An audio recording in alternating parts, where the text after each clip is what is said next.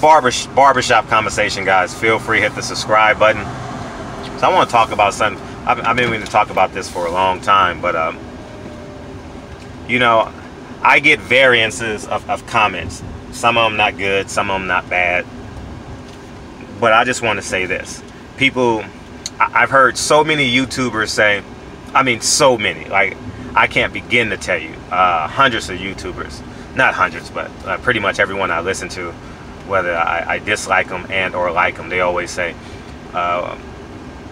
some of them say I do this full time, which I respect. Some say I do this part time. Let me tell you about me. I do everything I do at 100%. If boxing takes up 10% of my life, I'm functioning at 100% of that 10%, right? If boxing, getting in shape takes up 3 hours of my day every day, I'm gonna give it 100%.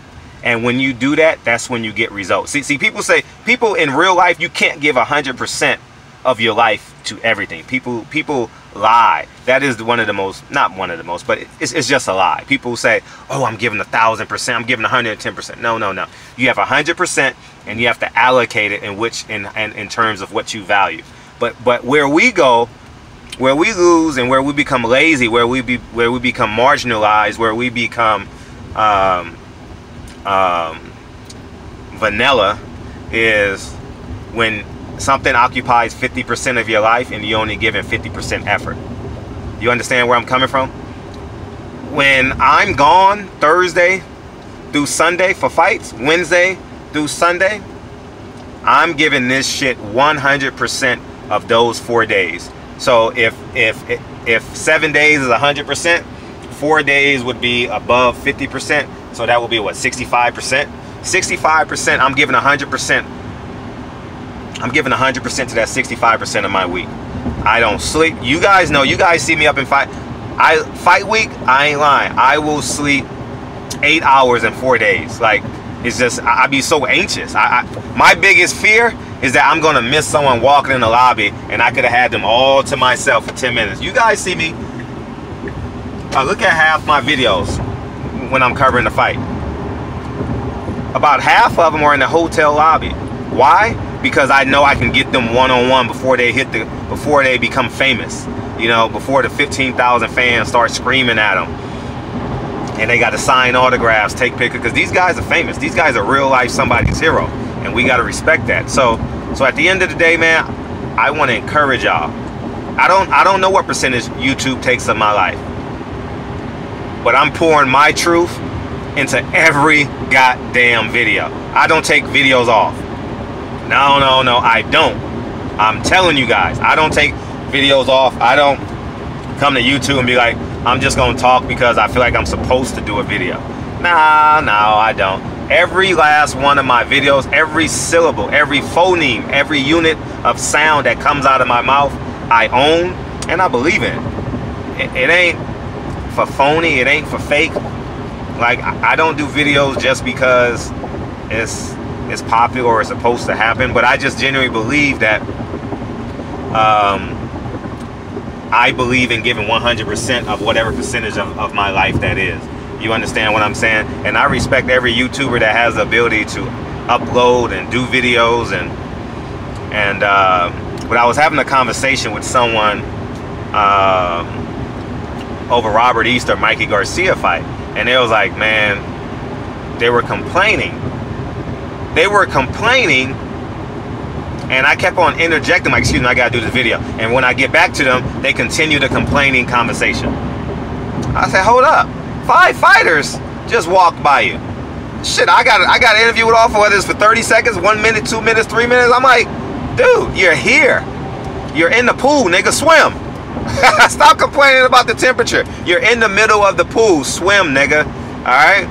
And at the end of the day, I want to encourage you. Whatever percentages you give to your family, your job, your extracurricular activities, give it 100%, man. You will enjoy the results. Okay? And more importantly, people will respect you more. I go to fights and I see slackers, but let me tell you right now, and this is a tip to YouTubers. before the first round of the main event, you know what Frederick does? I go around the whole, everybody sees me. Everybody sees me do this. I go around the whole arena. I go around the whole, because it's always a 10-minute window because they got to preview it up top, right? They got to say, well, they got to give the backstories. So you get about anywhere between 5 and 10 minutes, whatever that time is, right? Especially if it's a first round knockout in the co-main. I scoured the whole arena. I'm like, okay, Chris Brown is sitting here. Charles Barkley is sitting here. Stephen A. Smith is sitting here. I'm not searching for these motherfuckers at the end of the fight. You know where I'm at in the 12th round? Standing right next to their ass at the 12th round. I ain't lying. I know the results. I'm watching the fight with them. But as soon as the fight ends, who I deem is the most important to y'all, not to me, to y'all, whoever the most important person is to y'all. So if I'm covering a top-ranked fight and I know Stephen A. Smith is there, I need to interview Stephen A. Smith first. I need to get his instant reaction. And you guys have seen that when I did the Kovalev and the other fights too. I go straight to Stephen A. Smith, right?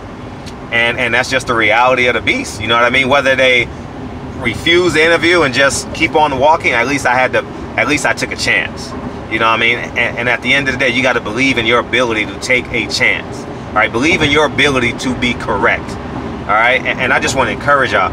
Everybody who has a YouTube channel, you guys are putting yourself out there. Right? Whether you're being, like for me, I'm growing in this. I didn't tell you guys, I never spoke of my family when I first started this YouTube because I didn't know. But then I said, you know what? Men are supporting me. So guess what I'm gonna be? I'm gonna be a complete man. So I said I'm gonna talk about everything. When I first started this YouTube channel, I never talked about my wealth. I never told you guys I drove a Bentley. I never told you guys about my family. I never told you guys about anything because I was like, no, I need to separate the two. Nah, I am a whole person. You understand what I'm saying? And at the end of the day, I want to be able to deliver that to y'all. I'm not perfect at it. Don't get me wrong. I fuck up. I whiff on a whole bunch of shit. But I'm not afraid. There's no fear. When I say there's zero fear in me, there is zero. People might say, oh, you got the Napoleon complex. You call it the Napoleon complex. I don't. I call it being fearless. That's it. You call, because of your insecurities, you may call me, I'll have a Napoleon complex. He has a black man complex. He's loud. That's to you. To me, I feel like I'm being me. I've never walked into, whether I was interviewing with Michael Jordan, for that matter. I interviewed Michael Jordan on my first movie, and whether it was interviewing with someone like you, I'm always going to be 8 minutes early. I'm 95 out of 100% time. I won't be late. All right, the same way I prepare for Michael Jordan is the same way I prepare for you. There's no, and I believe I'm going to be great. And the funny thing about it is, let me tell you guys about being fearful and sticking true to your guns. I called Michael Jordan's PR guy, right? And I was like, Mike, I need to interview Michael Jordan for this movie. Michael Jordan doesn't do movies at all, 0%. And he says, well, Mike ain't gonna do it, right? I was doing a movie on his friend, his college friend. And he said, oh, Mike ain't gonna do it. So you know what I did? I got in the car the night before, and I says, I'm gonna pull up on Michael Jordan at his golf tournament. He has a celebrity golf tournament at Aria every year. I'm not sure if it's still going on, but it's like the Final Four weekend, or just after, or just before Final Four weekend. He does it every year. And I said, yo, I'm gonna pull up on his ass. So I got his friend in the car, who I was doing the primary subject of the movie, and I said, we're gonna pull up on Michael Jordan. Don't you know, I got in the car 3 o'clock in the morning, 12 o'clock in the morning, whatever the case may be, to be in front of Michael Jordan at his first round. He saw his friend that he ain't seen in 15 years. He turned around and hugged the shit out of him. And he gave us an interview, but he also said, you can show me as B-roll, but you can't show me doing it because it will open up Pandora's box. You understand? And I respected that. He said, it's no way in hell I can do your movie and then not do everyone else's movie. Like he said, He's not ready for that yet. He's going to do his first. Well, you guys, who cares? I'm not talking to Michael Jordan. But at the end of the day, no fear. All right? No fucking fear. And I want everyone, if you have any fear about accomplishing what you want to accomplish, whether you're 275 pounds and you're trying to get to 225, whether you want to be the first person in your family to graduate from college, whether you got $10,000 in the bank and you're afraid to start your own business because you need 3 months worth of rent. Man, listen.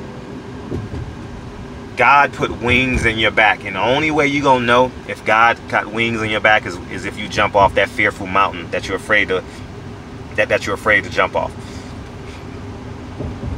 Jump off of the mountain. I guarantee you, whatever God you believe in, put wings in your back, and you will, at the end of the day, fly. Trust me. Trust and believe when I'm telling you guys this, all right? And don't be afraid to give 100%. Like I'll keep it real with you guys. I interview fighters, and I hear they built-in excuses a lot. And I don't talk about it because, you know, I don't want the conversation to turn into an argument. But I hear a lot of fighters, and they say, well, you know, they tell me off camera, man, the reason why I lost, man, was because I had an elbow injury. I had a foot injury that I sustained in camp. I had fractured ribs. They already have built-in excuses. As soon as they lose, the built-in excuses come out. Listen, I have no built-in excuses. If I fuck up on a question, I fuck up on a question. The greatest example, Jermall Charlo. That nigga said, what that nigga say? That's a dumbass question. And I owned it. I said, you're absolutely right. Now let's move on with the conversation. I fucked up. But I didn't get small in the moment. I didn't get all, oh my God, Jermall Charlo just asked a terrible question. Oh my God. Nope. I kept on asking. Man, listen. Give 100. At the end of the day, I'm telling you guys, give 100% of whatever percentage it is. Give it 100%. Right? Now, when it's isolated, it allows you to give 100%. You understand what I'm saying? So, man, love what you do and do what you love at the end of the day. It takes time to get there. But, you know, use me as your great example. I'm a fucking handyman during the day. Listen, guys, I don't want to be a handyman. I swear to God. I swear to God to you, I don't want to be a handyman. But you know what? I'm going to give it 100%. Right? I just left Home Depot right now. What is it, 8:27? 8:27. I'm about to, I got to go to the charging station right now. I don't want to be at the charging station 9 o'clock at night. I really don't. But I also don't want Dre with the kids in the car, charging the car. I don't want no woman in my life going to the gas station or charging the car. You understand what I'm saying? So we got to make sacrifices. You know, as some people say, it'll be greater later. Okay? All right? So I just want to continuously encourage and inspire you guys. Use my life. I'm only an expert on myself. So if I use myself as an example too much for you guys, I'm only an expert on myself. A lot of times I get stuff right in boxing. You know, because I'm pragmatic. It's not because my brain is sharper than yours. You know, I mean, I just stay up and watch the boxing scene, read the boxing scene articles every night, and I watch y'all videos. That's it. I'm being honest. I'm in the car. I'm either listening to DVSN, Jay-Z, or listening to y'all videos. You know what I mean? So for the most part, you know what I mean? So, you know, actually it's J. Cole this week. J. Cole's in town this week, Friday and Saturday. I might go to both concerts. I got tickets to the Dodger game. They play the Padres this week. I don't think I want to go. I don't think I want to do that. But I got tickets. But fuck it. But anyways, man. Hopefully this video encourages you and inspires you to go get it. Like right now, I give you guys an example. I'm driving down. I'm on Figueroa and King. I'm going to one of my properties to drop off this bug spray. Right? Because I'm in Dre's car. I'm going to the charging station now. So I don't want to be driving. A black man does not want to be driving down Figueroa this late at night. You might get pulled over. They might say, "Oh, nigga, you know." If you guys don't know, Figueroa in LA is the host road. You know what I mean? They call it the Blade, whatever it is. You know what I mean? So, but I got to drop off this. Ant and roach spray. You know what I mean?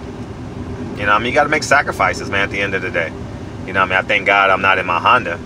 Honestly, I wouldn't drive down Figueroa in my Honda this late at night. Cops can lie and plant shit on you and say, oh, you were soliciting a prostitute. You were going to sell drugs. You were a pimp and all this shit, man. Nah, but I'm in a Tesla, so it's kind of safe, right?